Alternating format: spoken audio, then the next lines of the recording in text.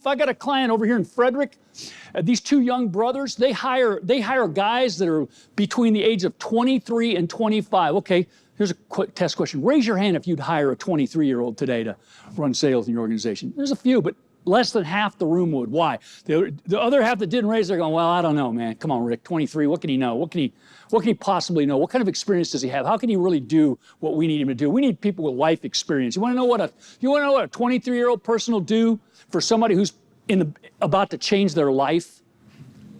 Anything they tell them to do. These guys, they got 5 guys on their team. None of them have any experience at all, zero, zip. They have taught them everything they know. They hired them. The highest paid guy that they brought in prior to them bringing him on was making $36,000 a year. You want to know what he's going to make this year, his first full year in business? He's going to make $90,000. Do you think that changed his life? Unquestionable. Do you know when those owners walk out to give him instruction, do you know what his attitude and mindset is? Whatever he says, I'll do.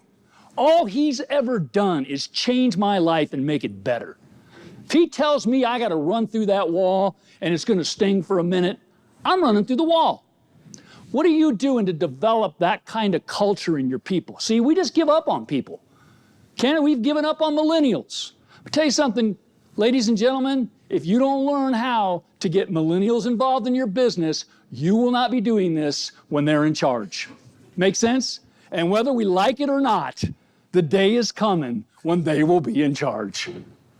So let's figure it out. Let's stop complaining about it. Let's invest in them. Let's figure it out. Let's be the ones who learn how to develop the millennial. You think that every millennial's a lazy, good-for-nothing kid who's used to getting everything his way?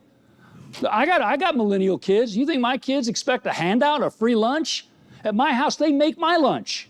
Well, not exactly, but you get the idea. My kids will work. Why? Because that's the environment they've been brought up in. That's where they were developed. And if you take the interest in a lot of these younger millennials who haven't been developed and you start working on developing them, they're loyal. They want to belong to something. They want to be a part of something. Development.